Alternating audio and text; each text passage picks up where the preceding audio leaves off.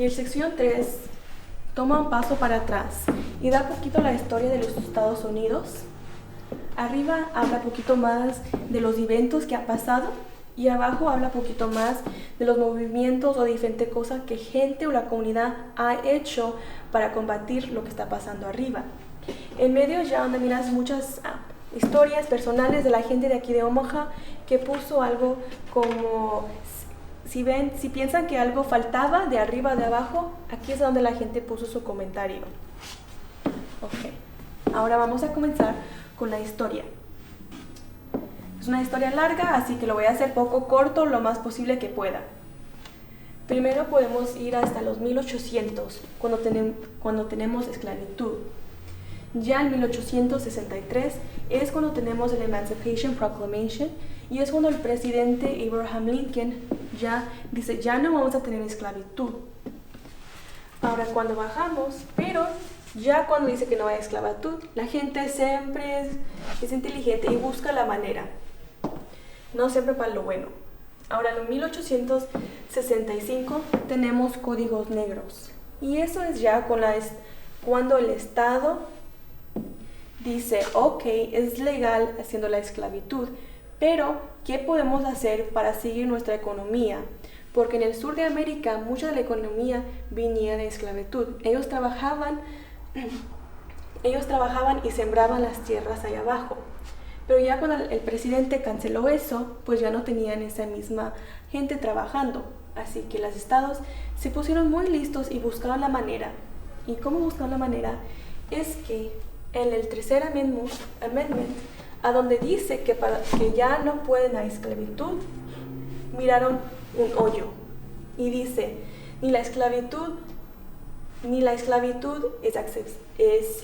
no se puede hacer la esclavitud, nada más para un crimen. Si alguien hizo algo malo, lo puede encerrar y así mismo puede trabajar en esos terrenos.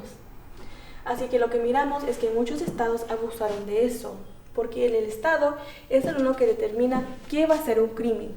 En este caso, hay mucha gente que les pusieron en prisión porque caminaron no en la línea blanca a donde te dice que debes de caminar. Si no podían caminar en la media de la carretera, ya la policía les decía, oh, eso ya es algo malo y te voy a regresar a donde apenas te liberamos. Así que aquí es donde miramos la primera vez que los Estados Unidos tienen muchos prisioneros en cárcel. Ahora, cuando bajamos, como les expliqué, en el 1877 es cuando tenemos la era del Jim Crow y es cuando los estados dicen que son separados pero iguales y les da el tratamiento diferente para el trabajo, la educación, todas estas áreas y les pone la vida más complicado. Para votar uno tiene que tomar un examen, pero tenemos que recordar que mucha de la gente no sabía cómo leer, no sabía cómo escribir. Así que era otra forma de discriminarles y de no dejarles entrar al político. Ahora también, a mí siempre me gusta reconocer los indios nativos de aquí de América. En 1830 es cuando el presidente dice que los indios nativos se tienen que mover de su terreno natural y se tienen que mover. Ya cuando se anda moviendo es a donde se llama el Trail of Tears o el viaje de lágrimas. Y es un título muy triste porque es cuando miles de indios nativos se murieron. No les dieron suficiente tiempo, suficiente comida, nada más les dijeron que tenían que irse de su terreno lo más pronto posible para la fecha que les dio el presidente. En ese tiempo se murieron muchísima gente. Ahora algo que también me gusta déjame ver, aquí en 1915 es cuando el presidente Woodrow Wilson dice que vamos a devolver a segregar la gabinete presidencial, el gobierno en la Casa Blanca. Y tenemos que recordar que en ese tiempo, 1914, ya tenían 50 años que según no iban a discriminar en la Casa Blanca. Pero cuando hizo el presidente eso, también enseñó una película que se llama Birth of a Nation. Es una película muy racista y aquí pueden mirar el foto. Pero en esa película pone el Ku Klux Klan como un héroe y los negros como gente no inteligente, como crímenes, como flojos. Todo lo negativo lo puso en esa película y el presidente lo puso en la Casa Blanca. Y ya cuando hizo eso el presidente, es como la gente americana dijo, oh, está bien para hacer cosas así. Ya en ese mismo año miramos que mucha gente se juntan en el KKK, que era un grupo terrorístico que decían que la raza güera era la raza superior, que ellos tenían el derecho para ser la gente en poder y que ellos deben de tener el derecho al dinero, a la riqueza. Y así que así que después que el presidente enseñó esa película, mucha gente güera se juntó en estos clubs y hasta aquí en Omaha y en Lincoln tuvieron diferentes clubs aquí y todavía se puede mirar en las casas si hay como una águila. Mucha gente no reconoce que eso fue un símbolo de uno de los clubs del KKK y que es un símbolo racista. Algo también que me gusta mencionar es el verano rojo. Esto fue en el año 1919 y lo que pasó en este tiempo es que ya se terminó la Primera Guerra Mundial. En ese tiempo, ya cuando los soldados volvieron a casa, miraron que no había suficiente trabajo y dijeron, oh, no hay trabajo porque la gente de color está tomando todo ese trabajo. Y eso creó mucha tensión entre las razas. Y eventualmente, en más de 12 ciudades, eso se eruptó en violencia. Eso sí tenemos una historia aquí en Omaha, Nebraska. No sé si ustedes saben de esa historia, pero lo que pasó es que en ese mismo año, alguien que se llama Will Brown fue acusado que asaltó a una jovencita. Ya esa jovencita, le dijo a la policía, hicieron un reporte, pero la comunidad estaba muy enojada y dijo que ya querían justicia. Así que muchos de la gente de Omaha se juntaron al frente de su casa y le dijeron que lo iban a llevar a la casa de la acusadora. Ahí le iban a preguntar a la jovencita si este fue el señor que le abusó. Ella no dijo nada, sino era su comprometido que dijo que sí. En ese momento la comunidad quería matar al muchacho, al Will Brown. Pero la policía todavía tenía control y les dijo, no, eso no es legal, sino le van a llevar al corte para que la sistema pueda hacer su curso. Ellos iban a hacer con el ley. Ya cuando le llevaron al corte para que lo pudieran detener y puedan hacer su caso, es cuando la gente de Omaha, un mob, se juntaron igual allí al corte y demandaron que el mayor de Omaha que lo realizaba al Will Brown. Pero el mayor dijo, no puedo hacer eso, tenemos que seguir el mismo proceso. Ya cuando hizo eso el mayor, es cuando la gente dijo, no, si no nos vas a dar lo que damos, te vamos a matar igual. Así que lo trataron de matar, pero él se salvó. Lo más triste es que Will Brown no lo salvaron y él sí se murió. Le dieron muchos balazos en su pecho. Y también le encendieron su cuerpo en fuego y lo manejaron aquí en el centro de Omaha para que la gente de color supiera que no eran bienvenidos en Omaha. Y era algo muy horrífico que pasó en la ciudad de Omaha. Y ya hace 100 años que pasó este incidente y es importante reconocer que esto pasó en nuestra comunidad y que nosotros tenemos que hacer pasos para aliviar la historia, ¿no? Y algo que también la gente no sabe es que la comunidad del norte de Omaha, cuando pasó eso, estaba en peligro. La gente güera quería venir a la comunidad y a destruir a destruir cosas. Y la policía ya no tuvo control sobre el evento, así que el Army Nacional tuvo que entrar y a proteger la comunidad. Pero en ese tiempo el norte de Omaha no tenía estructura, no tenía como de esta calle a esta calle es norte de Omaha. Por eso, el Army tenía que hacer su propio mapa del norte de Omaha. Y algo que es interesante para mí es que ese mapa que era para protegerlos en 1919 es la misma mapa que miramos allí en el 1938, la línea roja de Omaha. Ahora tenemos en 1929 la Gran Depresión. Y como mencioné, la Gran Depresión era algo que pasó aquí en América y era un desafío económico y que afectó a miles y a millones de americanos. Ya no tenían trabajo, no había nada, y así que mucha de la gente tuvo que pedir ayuda de iglesias, de escuelas, de la familia, pero no había ayuda del gobierno. Ahí es a donde entra el trato nuevo, y es cuando el presidente quiere hacer algo para ayudar a la gente. Así que para eso hizo su nuevo trato, que incluyó el seguro social, que incluyó el desempleo. Pero les voy a preguntar cuáles son 2 industrias que no podían aplicar por ese beneficio. Aquí es donde tienes los trabajadores domésticos y agriculturales. ¿Y por qué esas industrias? Es porque en ese tiempo la mayoría de gente de color trabajaba allí, y todavía se puede decir igual hoy con los hispanos que trabajan mucho en la cosecha. Pero estos trabajadores no pueden recibir los beneficios hasta este día, y fue un póliza que se fue creado en 1933. Ahora, si bajamos y miramos un poquito más, miramos que en 1939 es cuando pasa ya el presidente más costos de la vivienda, y es donde ya miramos la línea roja.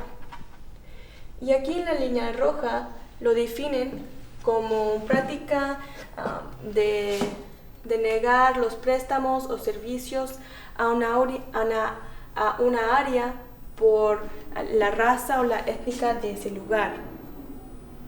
Okay. Ahora, ¿qué pasa si tienes una comunidad en la línea roja? ¿O qué tienes cuando hay una mapa así de estas 4 colores? Pues miramos 4 diferentes cosas.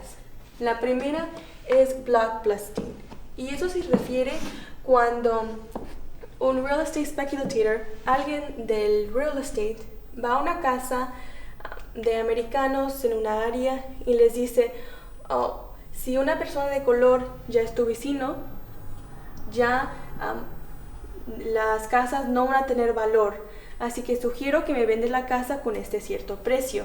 Si no me lo vendes hoy, vengo mañana, pero te ofrezco un precio más bajo. Así que eso asustó a muchísima gente, y a muchísima gente sí vendieron su casa en ese momento. Y eso ya es donde viene el tema, el vuelo blanco, white flight. Y eso es ya cuando la gente no quería vivir en un vecindario con gente de color. Ya se querían ir de esa área porque a donde estaba la gente de color es a donde el valor de las casas bajaban. Algo también que se debe de recordar es que en las 60 es ya cuando los Estados Unidos está creando los suburbans más lejos de la ciudad, y eso es porque ya la gente rica tenía carros, ya podía venir desde Elkhorn a Omaha, o ya podían venir de otra comunidad suburban del área y regresar a la comunidad, la ciudad. Algo más que me gusta mencionar es el vuelo capital, capital flight, y eso se trata ya en las 60, cuando mucho del negocio de aquí en los Estados Unidos se va a otros países. Tenemos una ley, el New Free Trade Policies, eran diferentes pólizas que les dijo, que les dio oportunidad a otros países a ganar trabajo de aquí de América. Pero en haciendo eso, millones de americanos perdieron su trabajo. Y cuando uno pierde su trabajo, uno no tiene suficiente dinero para comprar comida, para hacer ciertas cosas, ¿verdad? Ya eso especialmente afectó a las áreas con la línea roja. Ya no tenían suficiente dinero para la vivienda, ya estaban en un lugar pobre. Pero ¿qué pasa cuando alguien pierde el trabajo? Pues se hace más grande el ciclo. También miramos aquí que en muchas de estas áreas de la línea roja miramos epidemias. Y una explicación es el Plan Sinkridge. Y eso ya es cuando las ciudades miran a su ciudad y dicen, wow, ok, en este vecindario miramos que la gente está muy pobre, no nos está dando suficientes ingresos. Ahora, nosotros como ciudad tenemos cierto de dinero. Debemos dar ese dinero a las áreas ricas que nos van a poder dar más dinero, o se las damos a las áreas pobres que nada más van a tomar ese dinero sin regresarnos. Pues muchas ciudades de toda nación de los Estados Unidos escogieron a dar ese dinero a las áreas ricas y no a las áreas pobres. Y cuando quitaron ese dinero o esos servicios, eso incluía el sanitación, la gente de basura que iba a recoger ya no iban a ir, eso incluyó educación, eso incluyó, déjame ver, también era el sanitación, educación, los bomberos, cosas importantes para una comunidad. La ciudad les cortó completamente. Ahora, cuando alguien hace eso en una área, es ya cuando rápidamente una comunidad se puede detener. Y aquí pueden mirar una foto de cómo se dice en inglés slums or ghettos. Ya cuando se forman en áreas peligrosas o ya como si ven muchas ventanas quebradas, pues no iba nadie para ir a componerlos. O si miras que un edificio estaba quemado, pues no iba bomberos para ir y a quitar ese fuego, así que tenían que esperar hasta que se terminara. Y aquí es una foto que me gusta enseñar porque aquí se ve un edificio encendido y con los niños jugando baloncesto.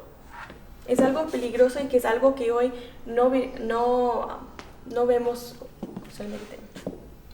Okay. Algo que me gusta también mencionar es el Urban Renewal. Eso ya pasó entre las 30 hasta las 70. Y eso también pasó aquí en Omaha.